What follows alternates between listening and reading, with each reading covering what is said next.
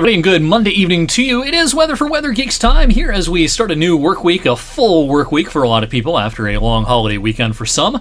Around the 4th of July, a hot day as we kicked off this new work week today. Although we didn't hit 90 official at the airport. It sure felt like 90 to me out there, but 88 the official number at the airport with the issuance of the climate report from the National Weather Service office in Cleveland. They cover, of course, Trumbull County, and therefore they cover where our airport is located in Vienna. For the month as a whole, when you factor in both highs and lows, we're running a little over a degree above the average. That number will continue climbing with the warm weather that we'll have for the rest of this week. So no 90 today. We're at 6 for the year so far. Last year we only had 2. We averaged about 8 in a calendar year, and I think we'll go above that average pretty quickly. In fact, we might hit 90 officially tomorrow. If not at the airport, then certainly many local thermometers will tickle the 90-degree mark Tuesday afternoon. Of course, nationally, the big weather story is Beryl, which made landfall in Texas as a Category 1 hurricane this morning. Now, if you remember, during the middle of last week, there was a lot of question marks about the eventual track of Beryl. Was it going to go right into Mexico and kind of die over the mountains of Mexico, or was it going to take that more northward jog? And it ends up that was the case. So the track started to be adjusted late last week and certainly over the weekend with the new weather modeling. The trends were to take this farther and farther north up the coastline of Texas. So it came ashore not far from Houston and Galveston, and it is producing more tornadic activity this evening. There's been a slew of tornado warnings over the last several hours in Louisiana especially, but parts of northeast Texas and southern Arkansas as well.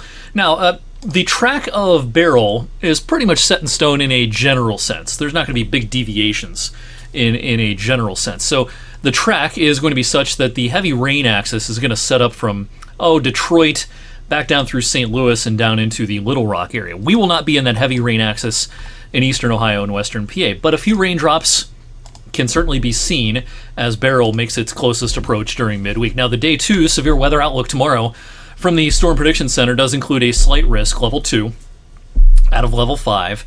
In the yellow, across parts of the lower Ohio Valley, the mid-Mississippi Valley as well, the marginal or number 1 risk or low risk of severe weather does extend a little farther to the north. That's because maybe not so much during the day, but during the overnight hours and before 7 or 8 a.m. Wednesday morning, there may be some heavy thunderstorms trying to move northward through Ohio. So don't forget these Storm Prediction Center outlooks cover not only the day, but the nighttime hours as well. So this Day 2 outlook covers Tuesday and Tuesday night up through about 8 a.m.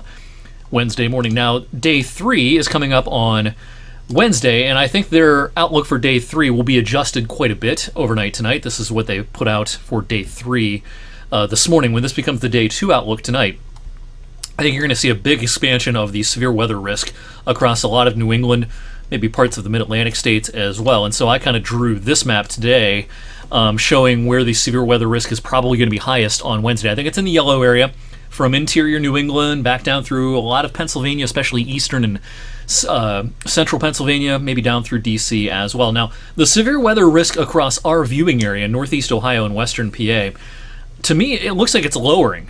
Now, there could be a noisy thunderstorm around in the pre-dawn hours Wednesday morning, 4 or 5 in the morning, something like that. Perhaps the best chance up towards Cleveland and up towards the lakeshore, but something I can't rule out around here. Now, as we get into the afternoon on Wednesday, with a somewhat faster track or eventual speed of Beryl's remnants, by the time a cold front rolls through around midday, it's probably going to take the severe weather threat off to our east. So that's why I think the chances are higher out here. Once this front rolls through, that'll pretty much shut down, I think, the severe weather chances around our area, and that may occur early in the afternoon on Wednesday. So I'm not real excited about a big severe weather day coming our way on Wednesday, but stay tuned. Little subtle tweaks in the track can mean maybe a somewhat slower timing of the front and that sort of thing, but the trends have actually been to speed it up over the last few model runs. So opening day of the Trumbull County Fair on Tuesday.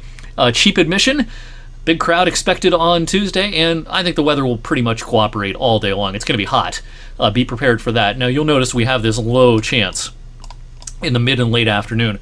We include that even though I think the vast majority of the area will be dry, but with a warm front approaching from the south, a renegade passing shower or a storm, something we can't rule out, so we don't want to completely guarantee everyone's going to be completely dry all day, pardon me, on Tuesday, but odds certainly favor it being a dry start to the fair.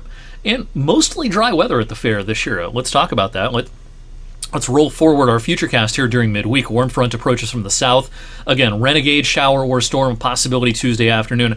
Maybe a somewhat better chance late Tuesday night. This is when Beryl's remnants make their closest approach. It's late Tuesday night, first thing Wednesday morning, and there could be a scattering of thunderstorms, again, maybe mostly before daybreak, and I think the best chance may actually be up near Cleveland, over towards Toronto, places like that. But with this fastward motion, the cold front may swing through as early afternoon. If that's the premise, we're not going to have severe weather around here. It may be more likely in the warm sector out here across parts of central and eastern PA up into interior New England. But if this front rolls through already at noon or 1 o'clock, the rest of the afternoon will not feature probably that many raindrops, let alone severe weather chances. Maybe a renegade shower or two then for the rest of Wednesday afternoon, Wednesday evening. I think Thursday is likely to be a dry day with clouds in the morning and decreasing clouds, also decreasing humidity Thursday afternoon. So I'm kind of pinpointing Thursday as easily the most comfortable day at the fair, at the Trumbull County Fair this year, because the heat's going to bounce back pretty quickly by Friday and the weekend. When you factor in those somewhat elevated dew points, I don't think it's going to be crazy humid Friday through the weekend, but a little bit more humid than Thursday. The heat index will flirt with 90 starting Friday, taking us into the weekend, and actually the hottest day of the bunch, most uncomfortable, oppressive day of the bunch, maybe next Monday, before maybe a somewhat of a cooler regime tries to take over for a little while. All right, we got a new set of long-range modeling over the weekend, and I just want to touch on that briefly. What we're looking at here are temperature anomalies in autumn, meteorological autumn, September, October, November. This is the NMME suite of modeling, National Multi Model Ensemble is what that abbreviation is. And this is just one of many suites of long-range modeling we look at when we're taking a look at those long-range thoughts. And this map makes a lot of sense to me. I think when we look back at past years in the fall season in which we had La Nina coming on, the setup in the northern Pacific as well factored in. You may have heard me talk about the Pacific Decadal Oscillation, PDO, being negative, very negative in fact. If that trend continues into the fall along with an emerging La Nina, oftentimes that spells a pretty warm outcome for the autumn season across a lot of the United States, and I think that that makes sense to me. And this also makes sense to me. This is the precipitation outlook from this suite of modeling for the autumn season, September, October, November. A lot of dry signals across the U.S.